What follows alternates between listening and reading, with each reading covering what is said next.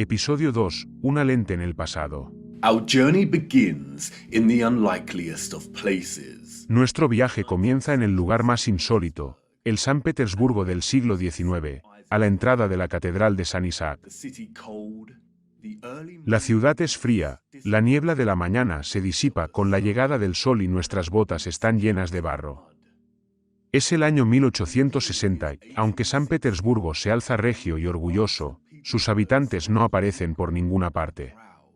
Está tranquilo. Demasiado tranquilo. It is quiet. Too quiet.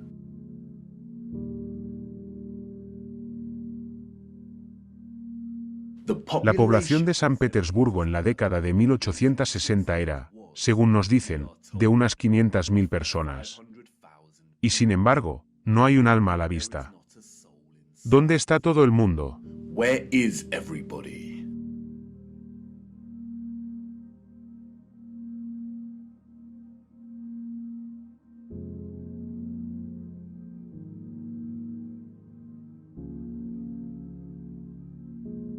The long shadow of La larga sombra de la columna Alexander nos da una pista sobre la hora del viaje del Sol, sobre esta región.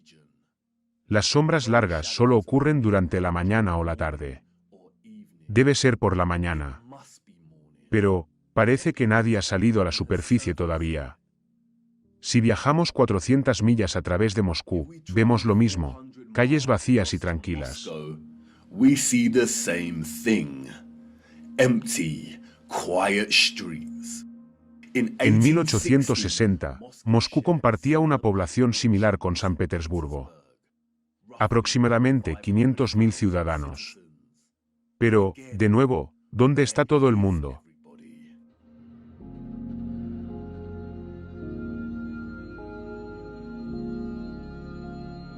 ¿Qué pasa con el resto del mundo durante este periodo de tiempo? Edimburgo, Escocia, década de 1840.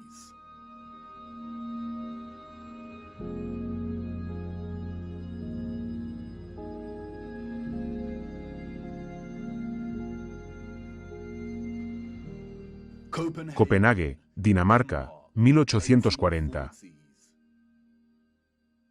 Dresden, Alemania, 1860s. 1860s.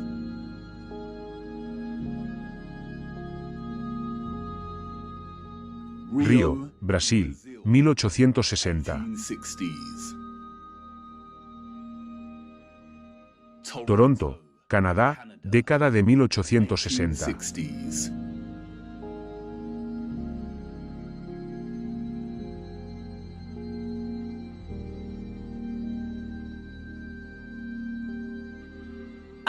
Atenas, Grecia, década de 1860.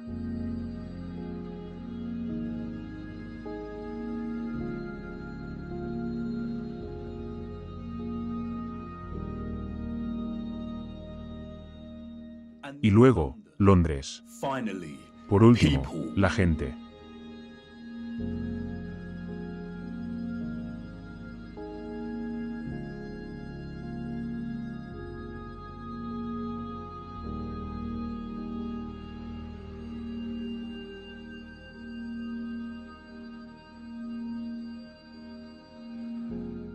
¿Y qué hay de París?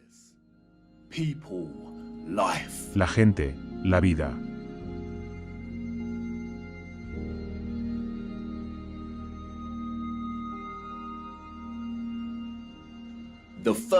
La primera fotografía, nos dicen, fue creada en 1822. El arte de la fotografía se basa en métodos de yuxtaposición, de comparación y contraste para transmitir su mensaje y sentimiento. En estas fotografías antiguas, no encontramos las mismas técnicas deliberadas de yuxtaposición que los fotógrafos contemporáneos elaboran en su arte.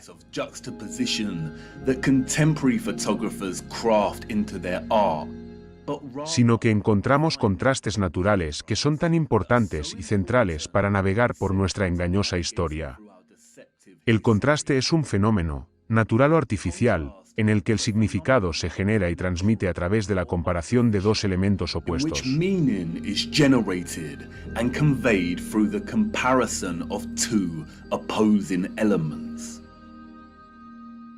Al observar la Rusia de 1860, se observa un contraste inmediato entre la falta de población y el gran tamaño de estas ciudades. Incluso en el siglo XIX, tanto Moscú como San Petersburgo son enormes. Las infraestructuras que aparecen en las fotografías podrían albergar a una población de millones de personas.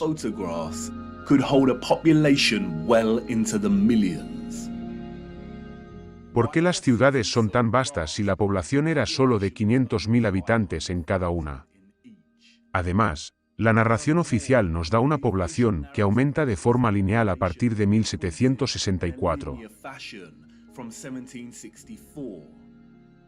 Muchos de los edificios que vemos aquí fueron construidos años antes de que se tomara la fotografía. ¿Acaso los rusos lo planearon con mucha antelación? Pero es cuando se introduce la población en estas fotografías cuando surge un nuevo contraste que resulta asombroso. Es decir, entre la gente y el propio entorno. Puede que sea el reducido número de población. O puede ser la crudeza monocromática de las imágenes en blanco y negro.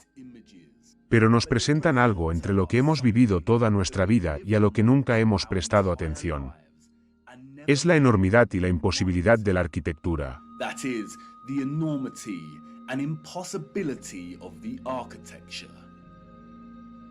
Al participar en la industria, un acto de turismo, viajamos de un lugar a otro y observamos, asimilando todo, aprendiendo, escuchando y siendo informados de lo que estamos viendo y cómo llegó a ser.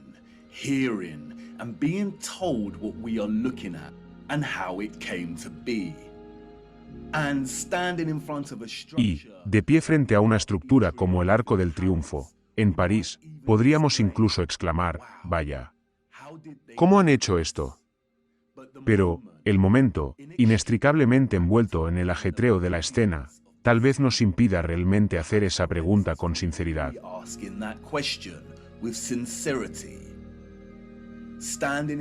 Estar delante de una estructura como el Arco del Triunfo mientras la multitud hace fotos frenéticamente con sus teléfonos inteligentes hace que todo sea una realidad. Y concluimos, antes de que nos empujen los nuevos turistas, bueno, han tenido que hacerlo de alguna manera porque yo estoy aquí y lo estoy viendo. Durante nuestro adoctrinamiento en la escuela, rara vez se nos muestran fotografías antiguas de las grandes ciudades repartidas por nuestro reino plano. Y, quizás, por una buena razón.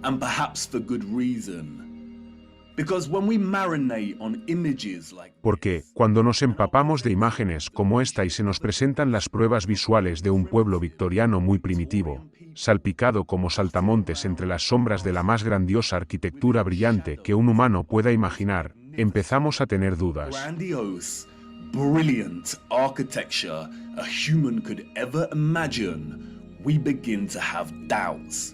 En efecto, ¿cómo construyeron esto? El Arco del Triunfo está hecho con 36.695 metros cúbicos de piedra caliza y pesa 95.407 toneladas, es decir, algo más de 95 millones de kilogramos. And weighs 95,407 tons, or just over 95 million kilograms. Nos cuentan que se tardaron 12 años en construir el gigantesco arco en dos periodos diferentes, entre 1806 y 1814 y entre 1832 y 1836. ¿Cómo transportaron esta cantidad de piedra caliza con los mismos caballos y carros que vemos en las fotografías? Observa con atención las 4 esculturas que adornan cada uno de sus lados.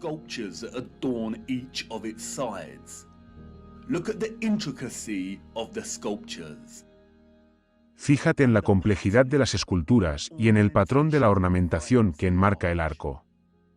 Cada sección se repite perfectamente sin ninguna desviación o inconsistencia.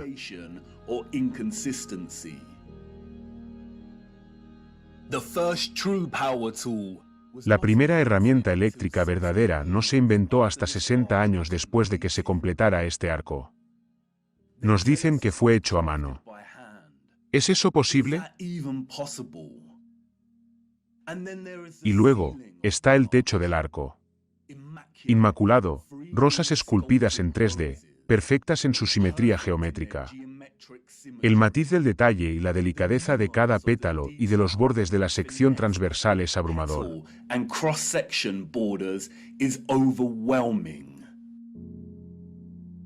Mira el resto de París durante este tiempo. De nuevo, una plétora de increíbles estructuras gigantescas y magníficas. La infraestructura de la ciudad, gloriosa. Y la gente y sus medios de transporte. Primitivos. Poco sofisticados y que parecen no haber sido desarrollados hasta el punto de producir una ciudad como esta.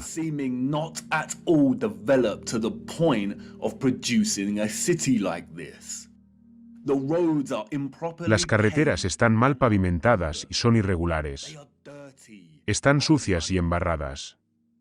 También vemos edificios de esta época en los que la arquitectura se alinea con los habitantes.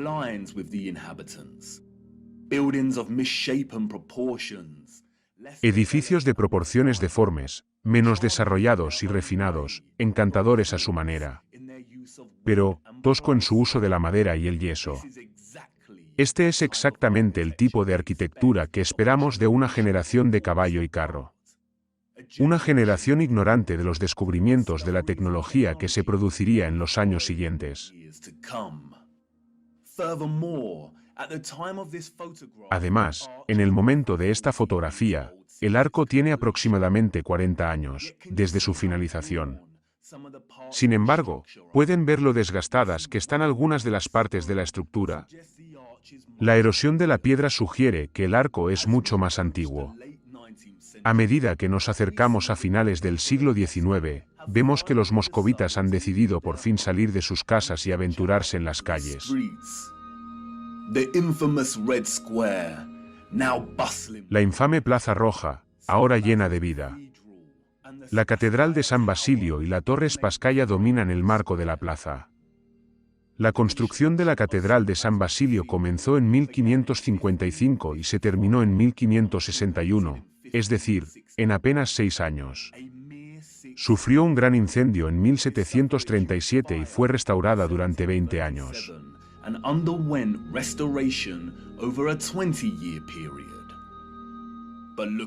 Pero, mírala. ¡Qué estructura! Casi irreal. Y como ninguna otra. Está compuesta por miles de ladrillos rojos y chapas de estaño a las que se les ha dado la forma de las distintivas cúpulas de cebolla que vemos. Mira de cerca la complejidad de las cúpulas. ¿Cómo doblaron el metal para lograr tal precisión y perfección en el siglo XVIII?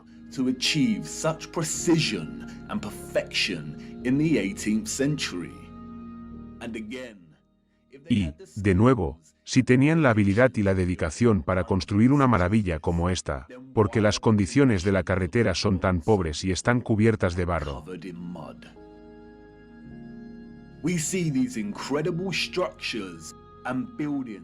En la fotografía del siglo XIX vemos estas increíbles estructuras y edificios por todas partes. Tenemos el maravilloso Palacio de Cristal de Londres, una estructura monstruosa con la mayor superficie de cristal jamás vista en un edificio. Y todo construido antes de que Inglaterra tuviera una fabricación automática de vidrio. Tenemos la Abadía de Westminster y el Parlamento. Tenemos el antiguo Arco de Houston, construido de pura piedra arenisca en 1837. Y las calles, sin pavimentar y llenas de barro.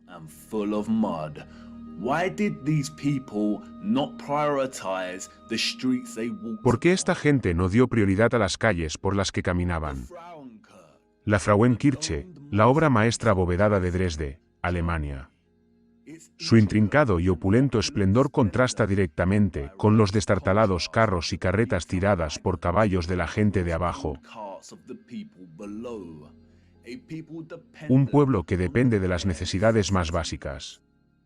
Un pueblo completamente empequeñecido por su tamaño y majestuosidad. La Biblioteca del Parlamento en Ottawa, Canadá. Construida a lo largo de 17 años. Los primeros colonos importantes llegaron en 1800. Y, en el momento de la construcción, la población de la ciudad no llegaba a los 20.000 habitantes. ¿Sería realmente una gran y gloriosa biblioteca una prioridad para los colonos? ¿Por qué el edificio parece haber sido recortado de Europa y pegado en Canadá? Incluso a principios de siglo, 40 años antes de que Bosch economizara la herramienta eléctrica.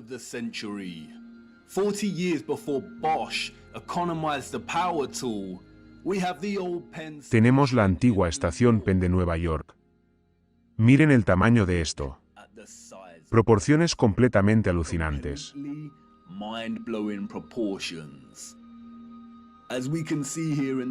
Como podemos ver aquí en la fotografía, cada patrón octogonal y esculpido en el techo de la cúpula arqueada es más grande que un solo ser humano.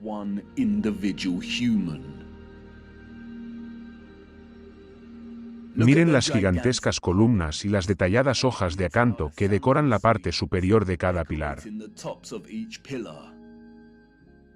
Nos dicen que esta estación tardó 6 años en construirse, 6 años enteros. Sí, claro. ¿Por qué somos tan crédulos? Incluso con nuestro acceso a las herramientas eléctricas modernas, las piezas de construcción imprimibles y la tecnología de las grúas, no podríamos reproducir esto hoy en día. Y, lo que es más importante, no reproducimos este tipo de arquitectura hoy en día. Los mentirosos oficiales de nuestro mundo tienen un término general para este tipo de arquitectura que vemos en Norteamérica.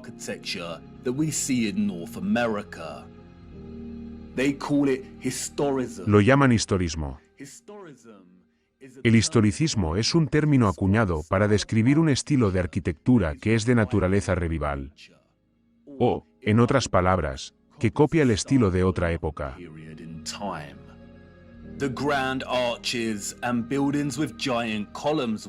Los grandes arcos y edificios con columnas gigantes que vemos se construyen en estilo clásico o grecorromano.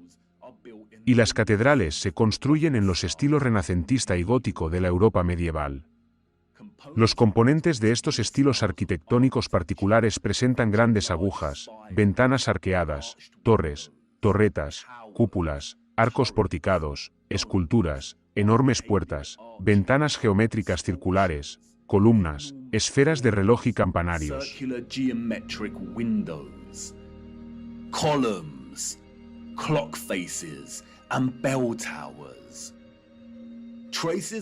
Las huellas de esta arquitectura imposible se encuentran literalmente en todas partes, en todas las ciudades y en todo el mundo actual.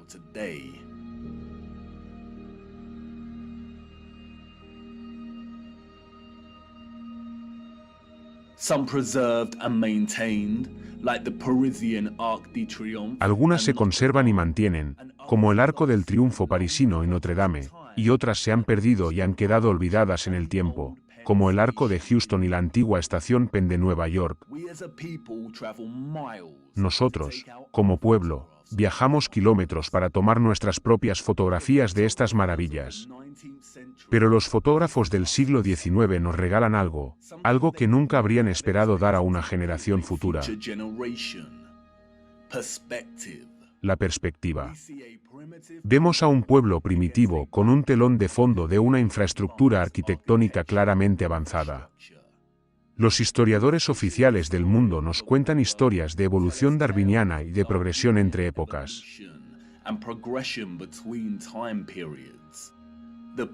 Los pueblos que vinieron después siempre fueron más avanzados en sus formas, refinando y redefiniendo los métodos de la generación que vino antes. Si el punto álgido de la innovación y la industria durante el siglo XIX seguía siendo el caballo y el carro como medio de transporte, entonces, como nos dicen estas fotografías, este estilo de arquitectura era igual de imposible para los que vivían en los siglos anteriores.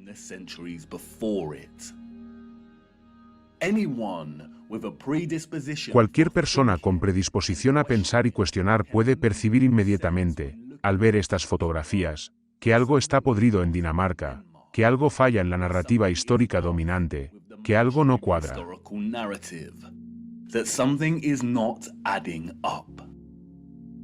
En una imagen panorámica de San Francisco en 1877, vemos un collage de arquitectura historicista.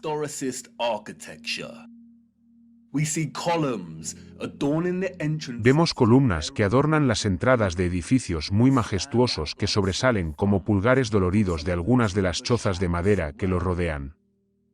Vemos agujas y torres góticas en la distancia. Vemos catedrales y edificios con cúpulas. También vemos lo extensa y enorme que se ha vuelto la ciudad.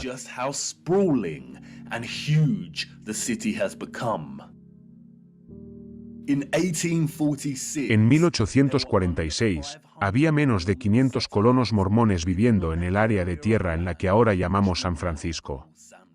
Era tierra de frontera y estaba lista para ser tomada. Entre 1848 y 1849, con el inicio de la fiebre del oro de California, la población aumentó de 1.000 a 25.000 personas. 28 años después, se tomó esta panorámica. La población en ese momento, nos dicen, se acercaba a los 200.000 habitantes.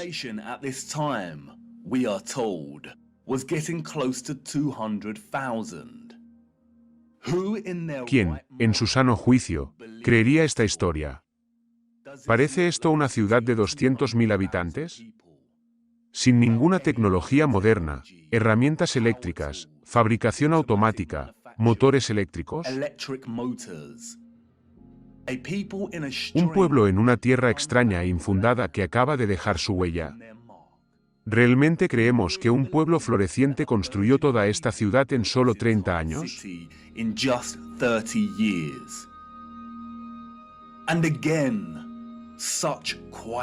Y de nuevo, tal tranquilidad. ¡Qué quietud! Esta es una fotografía de una ciudad vacía. ¿Dónde está toda la gente? La sombra del poste aquí nos dice que no son las primeras horas de la mañana. Las sombras cortas solo aparecen hacia el mediodía. Una ciudad de esta envergadura, a mediodía, debería estar llena de vida.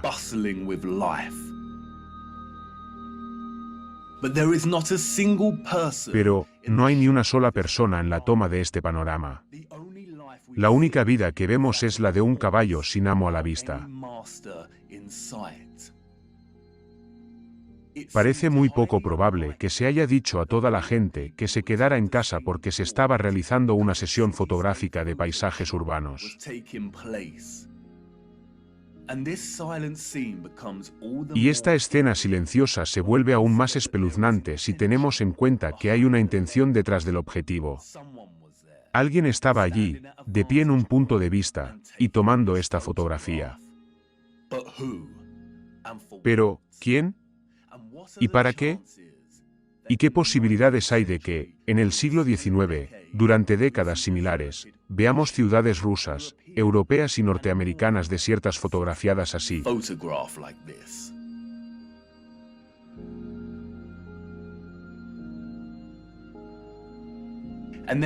Y que, pocos años después, encontremos los mismos lugares repletos de gente, un pueblo claramente incapaz de construir la arquitectura que se encuentra en estas ciudades. ¿Y qué hacer con estas fotografías? Si aceptamos la narrativa y estas extrañas anomalías, entonces nos detenemos aquí y volvemos a nuestras ocupadas vidas. Pero, la narrativa que hemos recibido no es la verdad. Y no deberíamos aceptar ninguna narración, por muy oficial y certificada que sea, a menos que tenga sentido. Las personas que vemos en estas fotografías, y sus primeros antepasados, no podrían haber construido la magnífica arquitectura que vemos. Es una imposibilidad. Vamos. Entra. Debemos adentrarnos en estas ciudades y mirar un poco más de cerca. Debe haber algunas pistas esperando a ser descubiertas que nos ayuden a entender por qué estas ciudades están vacías. Espera. ¿Qué es lo que dices? ¿Quieres limpiar el barro de tus botas primero? No te molestes. Es una pérdida de tiempo. Vamos. Salta y vamos. porque es el barro el que nos ofrece algunas pequeñas pistas sobre lo que pudo ocurrir durante este periodo de tiempo.